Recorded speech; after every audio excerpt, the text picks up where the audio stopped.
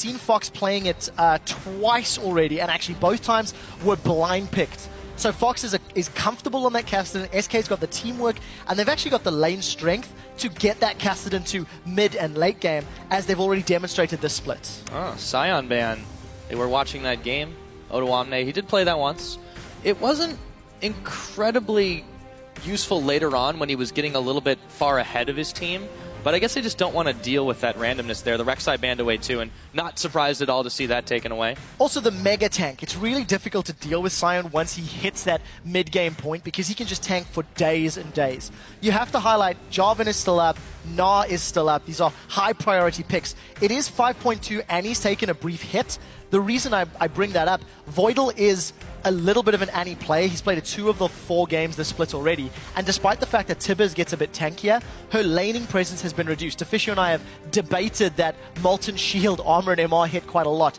I want to see whether or not teams are still going to play her, and the big question from Solo Q is Nidalee Jungle going to appear in LCS? She's terrorizing Hyela Solo Q. Amazing feels that it's not really a potential. We talked to him earlier today, but let's see if the teams in the LCS agree. Yeah, Jarvan banned off the board. So while H2K is taking junglers for the most part, SK have been banning out Ottawamne. The only other champion he's played thus far in the LCS has, of course, been, well, he's played Lissandra and Gnar, so they can only ban one of those. But I think at this point you might want to get rid of the Gnar, just because it's just so powerful in general. The Jarvan's already not available, but still. Yeah, the question is, what do SK want? They've picked a Kennen into a Gnar before, and they won with that. So, True. Leaving Gnar up on the table, H2K, the question is, do they want to first pick it and run the risk of trying to deal with Freddy's Kennen? That particular matchup, though, it was comboed with the Rek'Sai and a Kassadin, which have been taken off of the table. So, the combo that SK have run to beat a Gnar is not fully available, but you have to think that because SK have beaten it before, they're not afraid of it. Fact of the matter is, it's still up.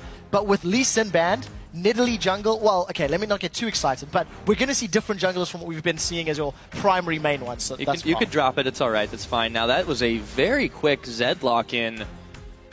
So that is H2K feeling pretty confident here in taking a early mid pick.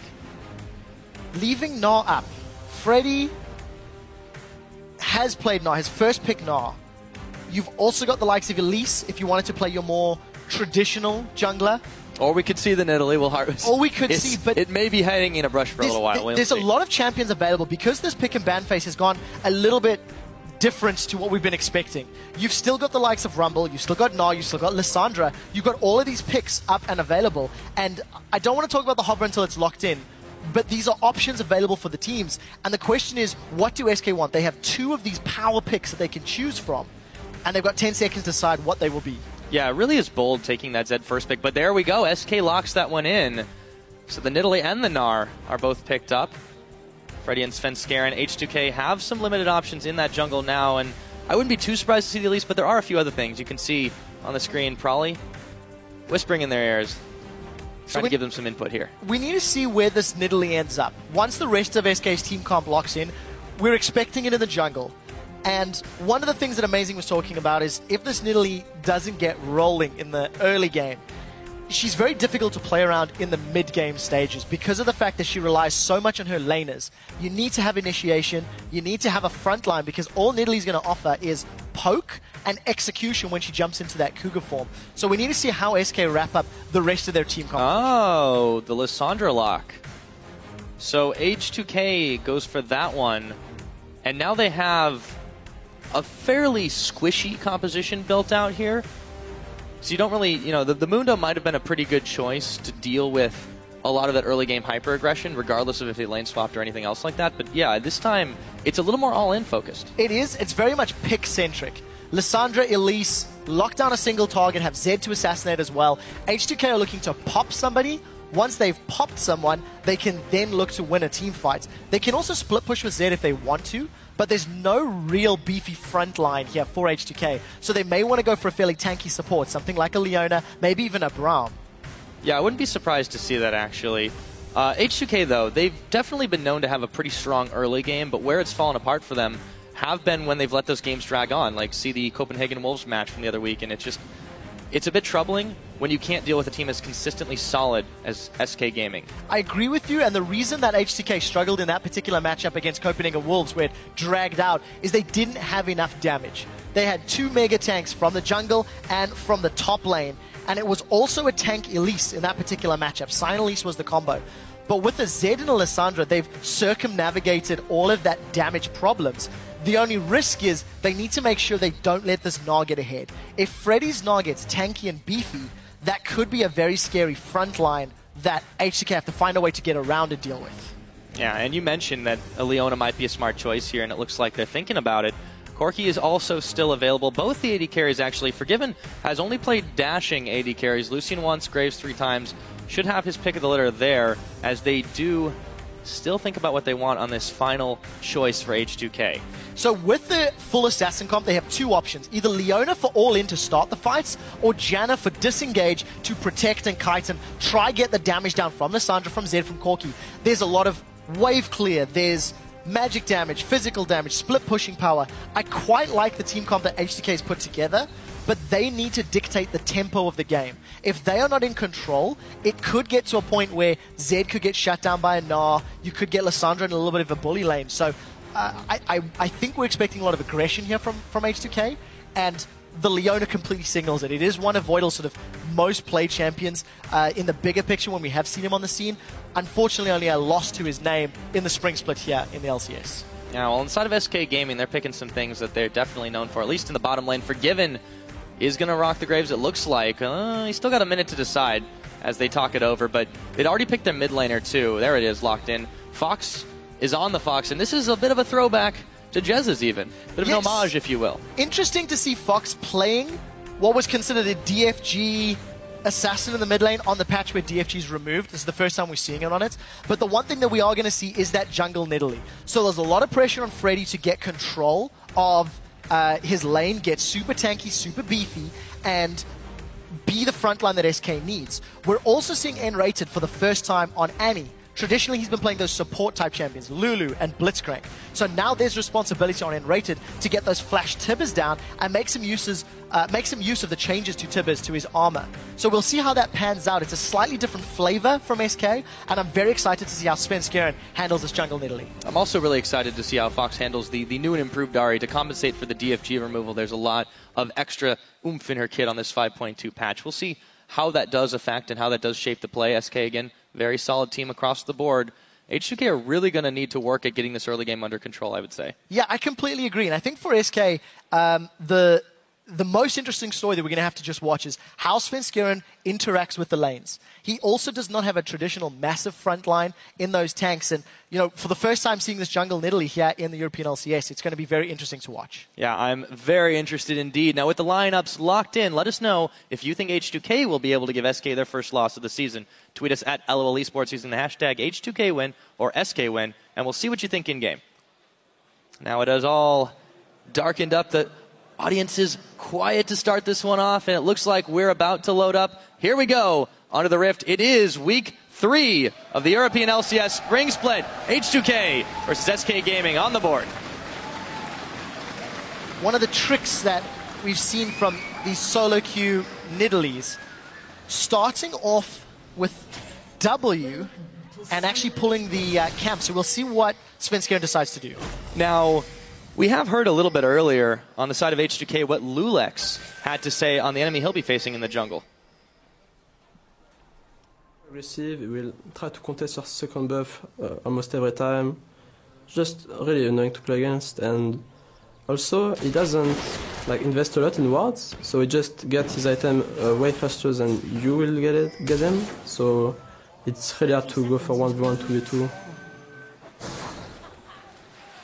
Well, that was an interesting quip for Lulex. Well, that all happened, of course, Forgiven. Had to burn his flash a little bit early and some strange positioning to start the game off. I don't think he expected H2K's bot lane to really be hanging out by there. He didn't expect it, nor did we. No, we didn't. So, Forgiven, forced to burn his flash. I do want to comment on what Lulex was saying, that Svenskeren, traditionally very aggressive, and he likes to contest the second buff. I want to see if he still feels the same way playing this Nidalee. As I was highlighting, when I've seen some of the solo queue games from Jungle Nidalee, they actually start with Bushwhack Pounce, the W.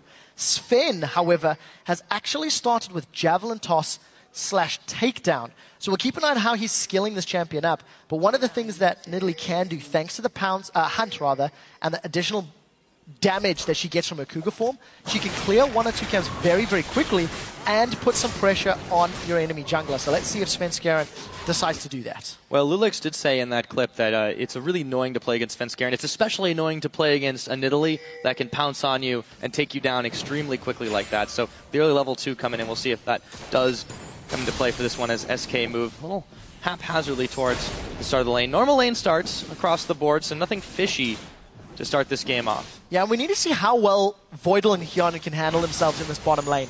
Remember that Annie's Molten Shield has been cut in half.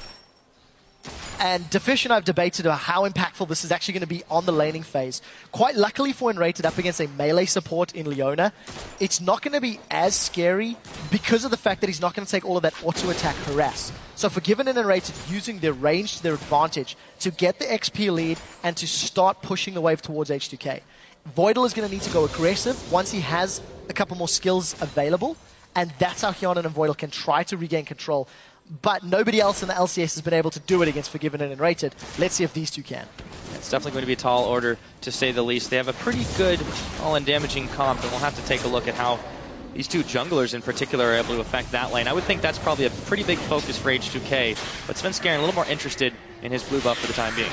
Yeah, and something else to note about this Nidalee pick with the heal, and the fact that you can get a couple extra charges on your smite. See, this is what we've seen from Solo Q. Ooh. You are able to get in place. Now, if Lulix gets tagged by a Javelin, this is scary. Oh, it's going to be forcing the flash away. Svenskeren still on the hunt. He should have the damage, but there's the cocoon. No, it's not going to be enough. The red buff helps Svenskeren grab that and some more. Over to the red for Svenskeren. So this is exactly like we talked about as we were building up. Nidalee, with the additional damage from that hunt, has got the ability to actually clear these camps quicker. Svenskeren got both red and blue, moved into the Dragon Pit, and came to challenge Lulix. So, well played, well executed. They've caught Enrated. Yep, a little bit of extra damage with the Phosphorus Bomb landing on Enrated, but Forgiven staying nice and safe. Huge CS lead for the start of this game, about 9 over Hjarnan, who is having a really hard time finding some uncontested farm, but here comes Voidal again. He's actually going to get stunned up for just a moment. Bites off more than he could chew. Look at Lulix waiting in the wings, though, looking to engage. Got to be a little careful.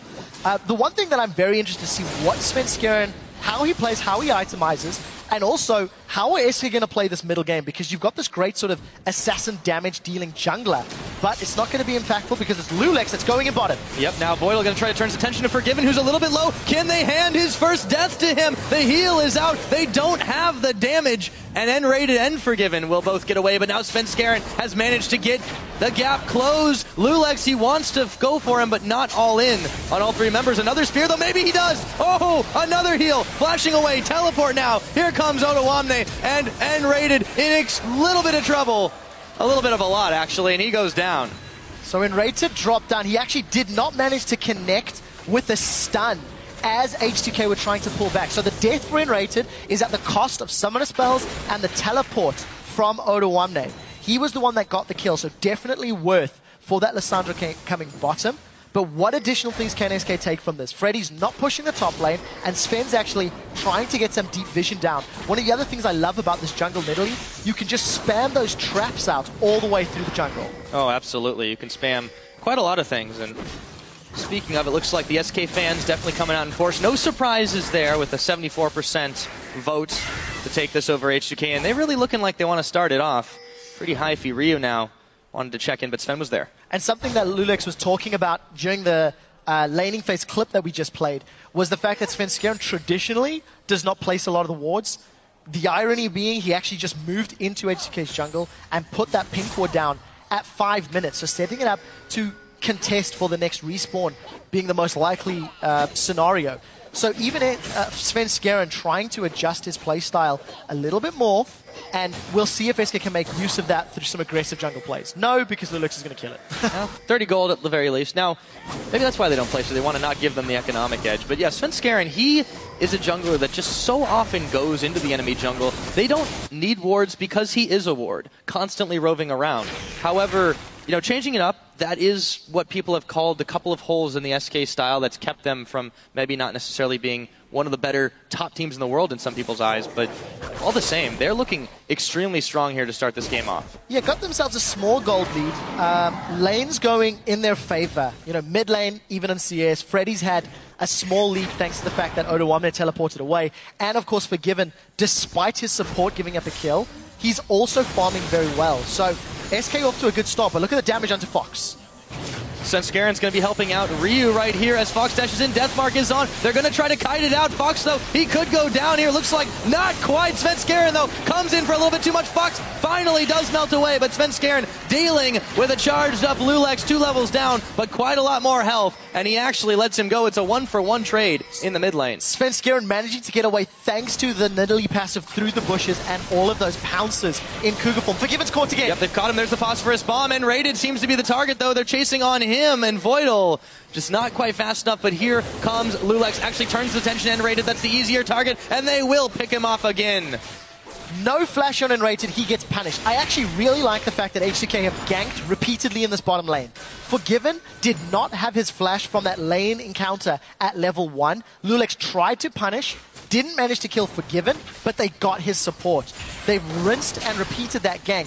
H2K are staying even on gold, but CS is still on the side of SK, hence the reason that they're keeping themselves together. Well, no one's managed to kill Forgiven yet, but you know, they're doing a pretty good job, all things considered. Taking and Rated down a couple of times. Svenskeren has hardly left this enemy jungle, but every time we see him, he's just moving around so unbelievably quickly, and this has just got to be so frustrating if you're Lulex. He is fortunately making do with several trips to the bottom lane. Yeah, I really agree. We need to keep a close eye on how Svenskeren continues to earn his gold, because he's stolen away a red buff, a blue buff, and 2 of those Gromps from H2K, and that's before 9 minutes on the clock.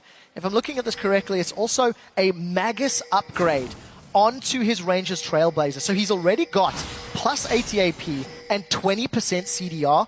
That is massive at the 9-minute mark, thanks to the kills he's already been able to pick up. Yeah, we don't really see too many AP junglers here. This will be the first one for a bit. Now Fox smelled something was up, dodges away from Voidal Zenith Blade, goes in for a little bit of Foxfire as well. Ryu's not perturbed. No, not this time around. And of course, on 5.2, Ahri's going to have that additional move speed from her Orb of Deception, but Fox feeling the pressure of even potentially getting caught out, he instantly pops the Spirit Rush down. I really agree with what you're saying. We don't tend to see AP-focused mages, and even when you do see AP champions like an Elise, they tend to build Juggernaut as their enchantment. So it's interesting to see Svenskeren, you know, in our first game of week 3, pulling out not only the Nidalee, but also going for the damage build. I think it's the only route you can go, because he needs to be able to assassinate people, because he's not a frontline champion. Yeah, now he's going to get spotted out by this ward, but so much action, and we know H2K was capable of really, really crazy early game openers, but SK has really risen to the challenge here. It's been 5 kills in under 10 minutes. They are really letting each other have it. Really a lot of focus on this bottom side, but also the active jungle presence from both teams has been incredible. Yes, I completely agree with that. What I'd like to see from H2K is some more... Oh, good Cheeky. So I'd like to see some more defensive wards from H2K so that they can try to punish Svenskeren's invades if he continues to do that. H2K will be aware of it because Lulex has obviously lost several buffs and camps.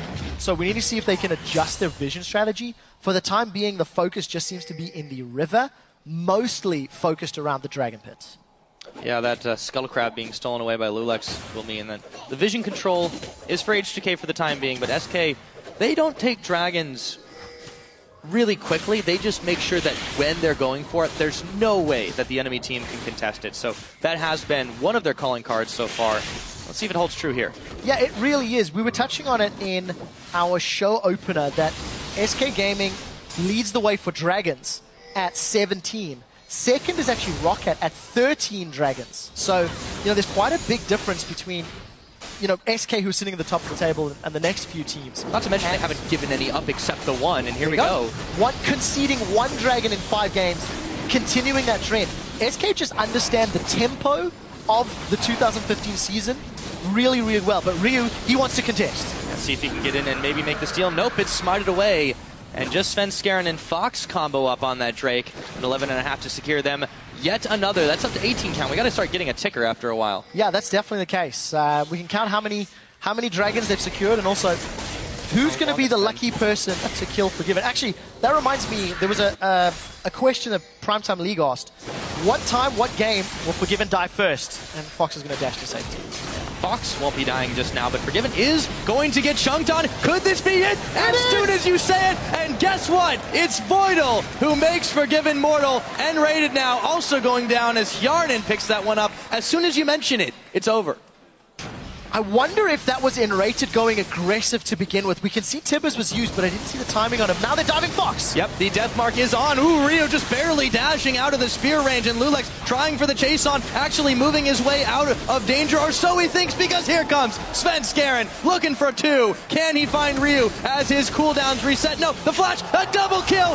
What is this Nidalee play from Svenskeren? Quick shot. 4-0. Nidalee is just tearing through H2K. We also saw the reworked Ahri saving Fox's life under the turret. He threw out the Orbit Deception and was able to run away from the threat of Lulex and Ryu.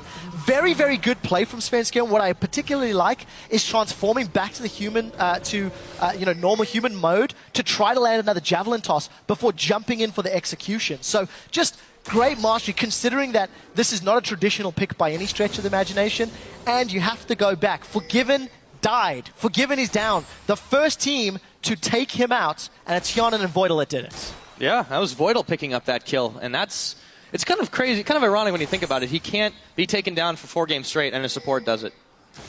There's a beautiful irony in that, I think. But, well executed. Forgiven, despite farming well, even in this particular lane with Enrated going down in multiple ganks, he's still winning on CS.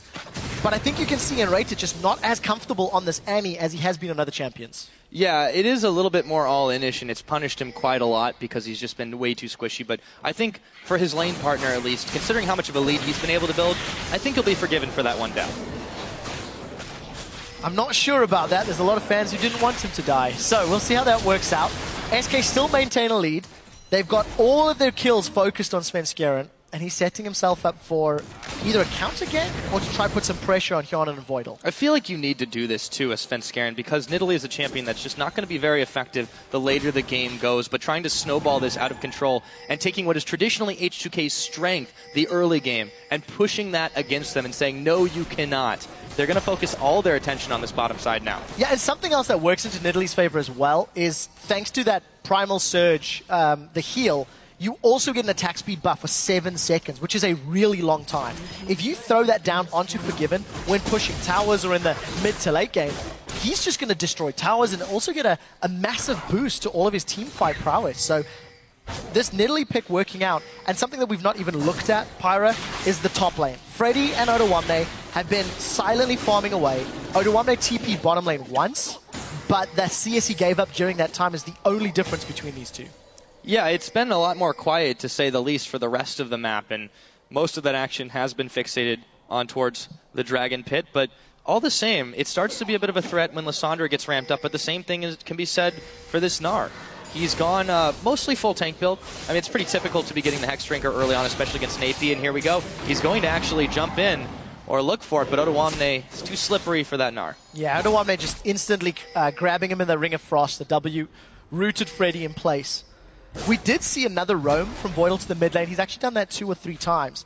But also look at Enrated. Enrated's roamed to the top lane. They've gone in! Yep, they found Odoamne, and they have nearly enough damage as Tibbers is going to help out as well. They're stunned within tower range. Odoamne is able to make his way out of danger between the Glacial Path and his flash. They traded in the top lane. And still, no deaths up there. Just very well executed from Odoamne, outplaying Freddy as well as Enrated. Freddy jumped in just a second too early on that Mega Gnar, wasn't able to crunch down on Odoamne as he came out. But now Voidal, he's the man in trouble. Yeah, he does dash the spear, and he actually moves on to Forgiven, who's just chunking him down way too fast. Svenskeren and Fox are there, and I don't even know why he solar flared that one. He was a goner. Yeah, it's a pretty short cooldown, so it's not the end of the world. But yeah, 3-on-1. Pretty easy kill onto Voidal, and SK, they just maintain their lead, sitting at about 2,000 gold. A few item breakpoints have been picked up, but look at the damage on Enrated. If Ryu is able to find a target on this assassin and actually get rid of a Nidalee, an Ahri, or a Graves, who are all very squishy champions, that's how HCK can claw back this gold deficit they find themselves in. Yeah, now there's going to be in 45 seconds. Another Dragon on the board. SK, again, have very patient about these ones, and they're going to want to have their whole team with them when they want to try and take the next. The issue is they're definitely relying on the Gnar timing of Freddy. Not that he's not up to the challenge, but it's difficult against the Zed not to get popped in single target mode. And very important to note, there's no teleport available for Freddy. Something that Deficio was highlighting last week quite adamantly. Freddy's Dragon timing is usually pretty good because he will walk down to his lane and not be forced to use that teleport. It's not going to be relevant this time around as HTK have got control of mid and just take an uncontested tower. Yeah, they've actually been keeping up quite well in most aspects of the game. It's just the bigger plays are coming out of SK right now, and it's so hard to not get isolated and caught against this incredibly mobile Svenskeren in Italy. On the other hand, they've gotten one tower now, so they've got a little bit of control in the middle. They've kept even for even, blow for blow in the kills, and they're only behind a little under 2,000 gold. Yeah, SK need to be a little careful. You notice HTK was trying to get some control of this Dragon Pit. They had a few wards down that SK is now evening out. Whoa, that's quite a lot of damage. odoamne, he was literally stunned. Did not see that much coming. Now he's looking for Freddy under the tower, but there's not going to be a lot to do to that Mega Gnar. No, full tank Freddy's doing a good job. A little bit of damage from the Hex Drinker, but what I like about SK, they were clearing out the Dragon Wards, and there's going to be a lot of importance on Enrated landing the stun to win those team fights. Ryu, he wants Fox. Yep, and he looks like he's going for it. There's the death mark, but he's already taken quite a lot of damage, and he's forced to back away as the Zhonya's Hourglass goes, but Fox has other ideas, and he takes down Ryu. Oh my goodness. We called out Ryu last week as a player to watch and said he needs to step up. The first game that Ryu looked good in the EU LCS was when he was playing as supportive Lulu. He simply has not shined when he's playing these assassins. His LeBlanc, his Castellan, and now his Zed simply not up to the task. Let's also be fair, Fox did a good job. He's also got a Zhonya's Hourglass, so he has that sort of Zed counter, so to speak, in his itemization, and Fox made use of it. SK gets second Dragon thanks to the kill. Yeah, that isn't just the new Ahri, that is just Fox playing magnificently on that one. SK will grab that Dragon on top, but H2K have some ideas to trade it out. They'll be looking for the top lane outer turret. Should have no trouble wrapping that one up as Freddy was away from home. So for anybody keeping tabs, Svenskeren's skill order. He's maxing out the Javelin Toss first. That's the Javelin Toss / takedown if you're in Cougar form. And he's actually put 3 ranks into Swipe / Primal Surge. So going for his E second. A little different to what I was actually expecting, but it's working out. He only put a point into his W, the Trap, and the Pounce at level 3. So using the other 2 abilities to clear the jungle out and get into Lulex to get that first blood. And from then, the game has just gone in SK's favor, but it's not completely over for H2K. It does seem that now that H2K started to group up quite a lot more, they're in less danger of being isolated and picked off in those situations. Yes, there's still the threat of Fox waiting in the bush. Yes, there's still the threat of Svenskeren hunting you down, quite literally, all over the map. But H2K have patched some of those holes here, and they've kept up relatively well. Yeah, I think that's a fair enough statement. You know, H2K, they're not falling completely out of it as far as gold is concerned, but they are the ones that are being dictated to. Like we said in Picks and Bans, with H2K's comp, they have the ability to pick fights, to start fights, to engage, and they simply haven't had the opportunity because look how proactive SK are. 20 minutes on the map, they sense an opportunity, and they just take the third outer turret on top, completely uncontested. Yeah, it had been pretty chipped away at, but really there was no time for odoamne to get back there and really make the play, and there's nothing they can answer for here. So SK, both teams are playing very well. It just seems that SK has the slightly better game sense, and this is what's netting them advantages. Yeah, and just 50% of the turret is now chipped away on that inner side. While that's going on, Fox has got an uncontested wave. H2K are not defending here at all. This is in reply, so at least they've traded that top outer turret for the bottom. But H2K need to find a way to stop SK's pushes, and that's how they can regain control of the map. Yeah, it really is kind of like a game of horse. One guy does something, the other one goes for something else. Ryu does get a little bit back there as this tower score has evened out, and the gold lead is pretty close. But remember, those 2 dragons make quite a lot of difference, and SK, one of the reasons they're in first place right now is that their positioning in team fights has just been so legendarily good. Forgiven, he may have had his first death this time, but he has made some incredibly amazing plays from right behind his front line. And he's not the only threat on this team by a long shot. You've got an Annie, you've got an Italy, and you've got Fox's Ahri. Yeah, and you know, it's interesting you talk about Forgiven's play behind front lines. He has no really big front line this time around. Going to be relying on Freddy and Freddy alone. Svenskeren has gone as near to full AP as you can go, haunting guys into potentially a Void Staff as his next item. So Sven really looking to get that penetration and looking to get that assassination potential down. And I guess if you counterbalance that with the fact that H2K have also got a lot of squishies, it can work out. As long as Svenskeren hits the Javelin, he can just pounce in there and take down whoever he wants from H2K. But again, look at Vision. Particularly limited. SK are not pushing aggressively, so they don't have aggressive deep wards. That's what N-Rated was alluding to when we interviewed him last week. Yeah, and it's actually been interesting that Svenskeren has kind of kept a little bit more to his own side of the jungle in the past few minutes as well. They've realized that the same tricks aren't going to keep working against this H2K squad, who have shored up a lot of their defenses here. But again, SK still dictating the pace of the game and directing where they want H2K to go. For now, it's right up the middle. Yeah, something that SK do particularly well is they don't put themselves in a position where they can get punished. When you think of SK games, I think 2 of them have gone to 5 dragons, 1 of them was to 4, and then the Baron, etc.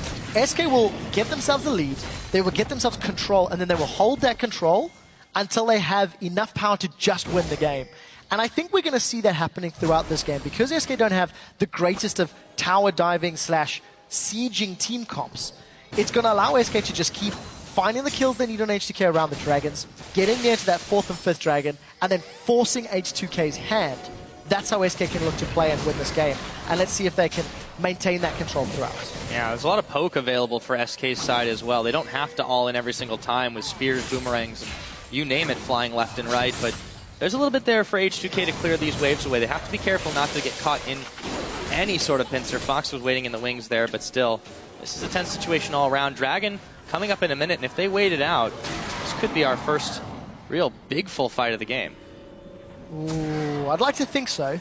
And I'd like to think if that happens, I think the pressure's going to be on Voidal and N-Rated.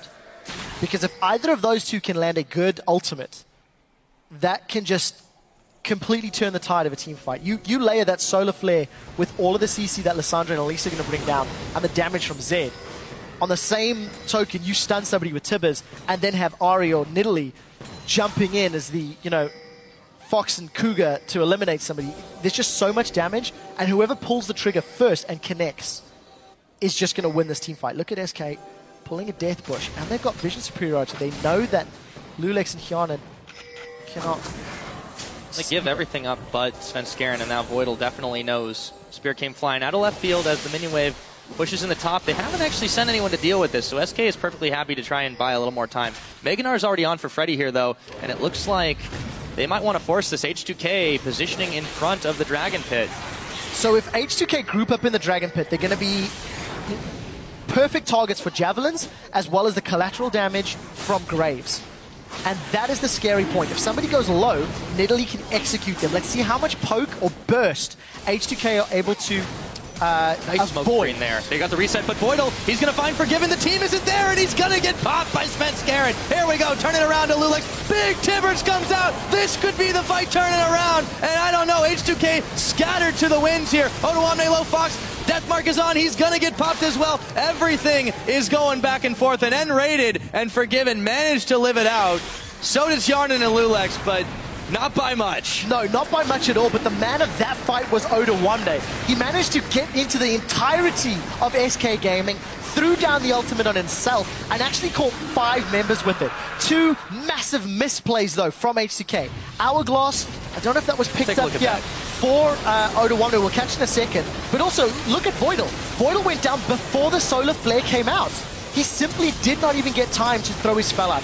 Odoamne single-handedly won that fight for H2K. They came out ahead. I believe they got the dragon as well. You called it. And actually, I thought that was the Tibbers. I thought it was weird that it was stunning his own team. No, that was the Frozen Tomb. Really, really well played there. And yeah, H2K managed to do what few teams have been able to against SK, and they grabbed themselves a dragon to take it 1-2 in the score here, and that's not an edge for them just yet, but they're keeping it close. But again, small misplays. If the solar flare had gone down, how different that could have been. If Odoamne could have popped that hourglass and stayed alive a few seconds later, like 1 or 2 more spells, you saw how low Forgiven and N-Rated were when they were exiting the river. But nevertheless, H2K are putting up a very good fight, and all of their damage is working against the squishy champions of SK Gaming. Yeah, this is the difficulty of an all-in, and having so many squishy champs. Freddy is just about losing his Mega Gnar and all of that too. So SK have to be careful not to get overrun by that damage right now, and they've given up more this game than we really have seen from them in their previous 4. Yeah, and you know, we touched on H2K, how they were looking better and better from week 1 to week 2. They're putting up another fantastic fight here in week 3 against one of the league's top teams at the moment. And I'm just looking at itemization because I'm obsessing over this Nidalee a little bit. Seeker's Arm got picked up for Svenskeren, so that's where the Magic Tome went to. And still sitting on that Blasting Wand. And now Enraged is going to get doped by Ryu. Yep, there really isn't a lot of help there. Freddy threw him a boomerang, but that didn't do much. No. Insta-Gibbs for Enrated. It was actually Hyanin that got the kill credit there, if I read that correctly. So yeah, SK can't do much at this tower here. They don't have the minions, and they're actually in danger of being collapsed on as Odoamne looks for something around the side. They should be able to get away from this, though. So this is what Amazing was saying to me backstage before we were talking. When you've got this Nidalee in the mid-game, even if you're fed, what do you offer? The only thing you offer is assassination potential. You offer a lot of damage, you've got a lot of mobility, so yes, you can impact multiple locations very quickly. But if you put yourself in a siege position, you've got a fairly short-range carry in Graves, and then you've got Engage from Lissandra, Engage from Elise, Engage from Leona. SK don't want to sit themselves in front of a tower and run the risk of getting caught by multi-man, solar flares. So for SK, what they need to make sure they're doing, setting up good vision and actually making use of the incredible mobility that Nidalee and Ahri offer you. Use the mobility, find the kills, and then push the objectives. Yeah, and it does seem to be where this, not just this comp shines, but what they've been doing quite well this game. The catches from Svenskeren and Fox, and even in Forgiven's case, those have been where they've really stood out. On those little skirmishes, they don't want to straight up fight H2K, and that's kind of the issue, especially with Odoamne laying down the damage like he was able to, and Ryu able to dive. I mean, I would say the backline, but pretty much this whole team is the backline. Yeah, that's definitely the case. So, I feel like this game's going to hinge on those dragons. Once again, every time you look at the minimap, for at least the last 5, 6, 7 minutes, neither team has had particularly strong vision control. Neither team has had particular deep wards, and unless there's a dragon to fight over, neither team seems too invested in placing those wards down. So that signals to you immediately that the teams are focusing around those objectives, because H2K are going to suffer a very similar sort of sieging problem. They don't want to be throwing themselves into Ahri Charms, into Nidalee Javelins. So this game is going to be all about who controls the dragons, and Fox is caught. Yep, he's going to pop his Zhonya's Hourglass, but he may not be long. Ooh, nice dash away. The charm won't connect either. Here comes Freddy bouncing onto Odoamne as they've locked up. Lulex can SK take this skirmish. It looks like they will. Forgiven gonna grab another one, and Odoamne, Lulex both down as SK moves in the general direction of Baron. The mobility of Fox allowed him to get out, despite the fact that he got shut down or jumped on by so many H2K members. SK, though, they're not going to rush Baron. They're setting themselves up for a death bush. Ooh, this is going to be so scary, Pyra. Yeah, I think so. Although they're going to reveal on Voidal as he gets popped again. Forgiven coming up with that kill. Deathmark, Shadow Step rather, I should say, away from this one as Hjarnan is on the wrong side of the map. They've got one more. Question is, with 8 seconds left on Lulex, do they start this one? It looks like they do. There is so much damage coming out of the SK SWAT. They should be able to destroy this Baron well before anybody can contest. Ryu does have Flash, he does have Deathmark available, but 1v5, it's a suicide mission, and I think wisely, H2K are pushing the lanes. Look, you've got Hjarnan in mid, you've got Ryu pushing bottom. Can they take towers? We'll need to look at the HP. They did take a little bit long to make that decision. Hjarnan will take a couple tower shots, does manage to get one down. They should be able to answer on the bottom side for one, as even with the empowered recall, it's taken them a moment. Oh, that tower's pretty healthy, Ryu. I think you might want to wait. So now what has actually opened up for SK, we'll get to in a second. So Fox, he dodges the cocoon by throwing an instant hourglass. And look at that, he loses what, 60% of his HP before re-engaging and putting the hurt down on a full tank Elise. That was Juggernaut, Aegis, and a Giant's Belt. And because H2K just weren't really grouped up, Ryu wasn't even in range for that fight to begin. He was split pushing. H2K, bad call, turns around to bite them in the behind. Yeah, it really does. And now another dragon starting to tick up to its respawn for SK, controlling that pit quite well, although there is a few wards there for H2K. Something that I'd like to see from SK now they've got Baron. You've got a lot of mobility between your Gnar, your Nidalee, and your Ahri. You could go for a 1-3-1 push and use your Baron-empowered minions to help siege down those last inner turrets. They give you the range, they give you the damage. And the likelihood of catching an Ahri, a Nidalee, or even a Gnar is actually quite difficult unless you really commit to everything, in which case it'll open up other areas of the map. Especially with that third dragon taken away uncontested there by SK Gaming. Now, with the Baroned up minions right at their backs, they're going to start pushing in for this inner turret. However, you can see H2K mobilizing the defenses here. It's going to be hard to check into this team that can all in quite successfully. So no teleport from Freddy. He's also going to make sure he's sticking with the team. He doesn't have Gnar charged up, but with the minions, H2K don't want to pick a fight. They don't want to contest a team that has that Baron buff and that very tanky front line of melee minions. They're going to have to do something here. SK doing a good job. They're using the Baron buff. They've got about a minute left before it times out. And I think they're just going to try to push down all the inner turrets. They do have a couple more left available to them. No waves pushing in their favor close enough, though, so they are doubling down on this mid for just the moment. It's going to be difficult to crack this inhibitor shell, though, even with the Baron buff right now. H2K has quite a lot of power there, but Garden has to be careful. Shoving the minion waves back, but not quite fast enough. A little bit of damage dealt onto it. However, they have scared them. Yeah, no, just Forgiven's positioning. That was the first time he's auto-attacked. Solar Flare's down! Yep, they got Fox on a cocoon, but they're not going to go in on that, and it just peels SK away momentarily. Still ticking with the Baron buff, and that tower is down below half health. So Minion Wave is pushing in favor of SK in the top lane, but I think it's going to push against him in the bottom lane. So SK need to keep an eye on how they manage these side lanes if they want to continue this extended push. Oh, Voidal actually got stopped on his Zenith Blade. How low can he go? Fox is going in. Fox is coming right back out. And this tower is going to get poked down. And now it's all the inhibitor for SK Gaming, eyeballing that one, and they have so much damage. 33.5. They should be able to take this one away, and they do. Yeah, so Inhibitor secured at the 33-minute mark. SK have now got absolute map control. They're going to look to push those side lanes again. Baron has worn out, and it all just stemmed from an extended siege. If H2K do not connect with the Solar Flares and all in, they simply cannot stand toe-to-toe with those Nidalee Spears, with the Orbs of Deception, and that's what ended up happening. We saw Voidal trying, but nobody else from H2K committed to the fight, and it just meant SK took the objectives. H2K going to try to answer back here. Ryu just clears the wave, doesn't actually stick around to push on this one, so he will have to go back home for the time being. Also, this patch too, it's a little bit harder for Zed to do. His base attack speed and the growth was slowed a little bit. Yeah, they dropped some of his numbers to try and actually dissuade some of his dueling and split pushing power, but Ryu, you know, the last time he was split pushing actually ended up costing his team a team fight and a Baron. You can argue whether that's his mistake not being with the team or the team's mistake for engaging without him.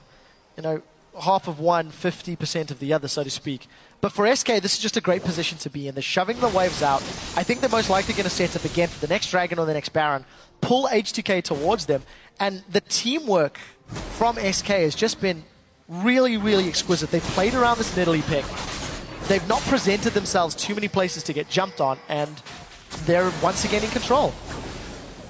Yeah, it's going to be hard for H2K to really turn a fight around, although they have done it at least once. We'll see if they can do it a little bit more. Right now, a little bit scared to even check into their own jungle as Svenskeren and Fox just managed to chunk down that inner turret. 6-4 is that score. 35 minutes into this game. SK Gaming threatening on the bottom side of the map now. Voidal, Lulex, and Ryu here with Yarn and Odoamne trying to defend, but they can't get too far out of their base. So again, we're going to have this extended siege. It took SK a Baron buff in around 2.5 minutes to get the inhibitor turret last time round, and that was with Voidal not really connecting with the great Solar Flare. Let's see how grouped up SK are. The moment you see 3 or 4 of them clump together, anticipates Voidal's Leona to go in. Super Minions pushing into H2K's base, so it's a ticking time bomb before somebody commits to an engage. Fortunately, right now for H2K, there aren't a lot of SK minions just there yet, so the small timing window they have in their favor to try and fend this one off. And as you mentioned, it did take a Baron buff last time for SK to get into this base. It might take that again. Of course, that's available in a minute and a half. The Dragon, a little bit after. Not a lot of wards placed for SK in the jungle, so if they decide to retreat through the red side, H2K is going to have the information. But again, this is just, it's one of the weak points of SK's comp. They're not particularly great at taking towers. They can sit on that front line. They've got the heal from a very fed, very AP-heavy Svenskeren to keep the HP bars topped off, but they don't have a long range to just sit on that turret. And you can see the inhibitor turret is untouched. They've been here, what, 90 seconds now? So SK needs to find another way to play the map and Forgiven's done it with the top inner turrets. Yeah, really only a couple of minions to take. No trouble for an AD carry, and there's no defense here. And that will be the last inner turret being taken down, as SK Gaming have forced H2K to the confines of their base for the most part. Now, this is the scary part if you are H2K. If you have to go through your jungle, clear out vision, and try to engage in either Dragon or Baron against a Charm, a Javelin Toss, Nidalee, traps, as well as an Annie, with potential Tibbers, that is where H2K instantly just gets blown up. They need to keep vision control available at all times so they can ensure they don't blindly get caught up by all of the damage that SK can put down. Yeah, they're sticking together just to try and not get picked off either against this against this SK squad, excuse me. Dragon's up in 20 seconds though, and unless they can take another miraculous fight like they did at the pit previously, it's going to be hard for H2K to turn this around. They've fallen quite behind in the gold game, and actually SK are going to try to bait this Baron out, although they're standing on a ward. So I'm going to clear that one out. I think they're going to keep baiting either the Dragon or the Baron, pull H2K towards them, and then just engage. That's the options. Look at your minions in the top and bottom lanes. They're pushing into SK's territory. So H2K has actually bought themselves a little bit of time in those respective lanes. Gotta be careful not to take too many of those Nidalee spears, though, Odoamne.